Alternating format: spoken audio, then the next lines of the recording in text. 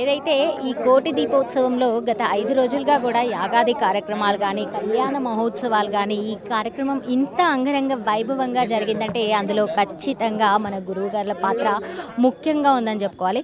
వాళ్ళు ఆంధ్ర నుండి వచ్చి ఇక్కడ ఈ కార్యక్రమాన్ని ఇంత విజయవంతం అవ్వడానికి వారి పాలు పంచుకోవడం నాకు చాలా ఆనందంగా ఉంది. మరైతే ఇప్పుడు మనతో పాటు మల్లికార్జున శర్మ గారు ఉన్నారు. స్వామివారితో మాట్లాడి మరిన్ని విషయాలు తెలుసుకుందాము. నమస్కారం గురుగారు. రామలింగేశ్వరాయ నమః. మన గాజుల రామాలయంలో ఏర్పాటు చేసినటువంటి కోటి దీపోత్సవ కార్యక్రమం అత్యంత అంగరంగ వైభవపేతంగా ఈ 5 రోజుల నుంచి బ్రహ్మాండంగా జరిగాయి. విశేషంగా ఇవాళ జరిగినటువంటి వల్లీ దేవసేన సమేత సుబ్రహ్మణ్యేశ్వర స్వామి వారి యొక్క కార్యక్రమం నా భూతో నా భవిష్యత్ అన్నట్లుగా జరిగింది. ఇటువంటి కార్యక్రమంలో పాల్పంచుకోవడం మా అదృష్టంగా భావిస్తూ ఈ గాజుల రామాలయంలో ఉన్నటువంటి భక్తులందరూ కూడా ఈ యొక్క కార్యక్రమంలో పాల్గొని చాలా దిగ్విజయం అత్యంత వైభవేతంగా చేసి చాలా జయప్రదం చేశారు సభ.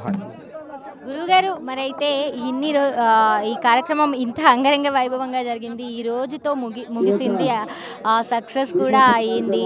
మీరు ఎక్కడి నుండి వచ్చారు ఏంటి అనేది కూడా ఒకసారి. మేము గుంటూరు జిల్లా నుంచి వచ్చాం.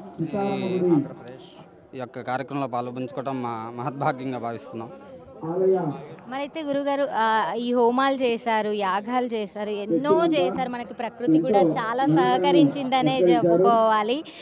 ఈరోజు ఇంతమంది వచ్చారు, ఎలా అనిపిస్తుంది ఈ కార్యక్రమాన్ని? అన్ని సదుపాయాలు ఉన్నాయి, చేయటం వేరు. ఇటువంటి ప్రకృతి మనకు అనుకూలించకపోయినా సరే దాన్ని కూడా మనం విపరీతాన్ని కూడా తగ్గించుకొని దీన్ని కూడా అనుకూలంగా మార్చుకొని ఇక్కడ ఉన్నటువంటి భక్తులు కూడా చాలా సహకరిస్తూ ఈ యొక్క కార్యక్రమాన్ని చాలా ముందుండి జయప్రదం చేశారు.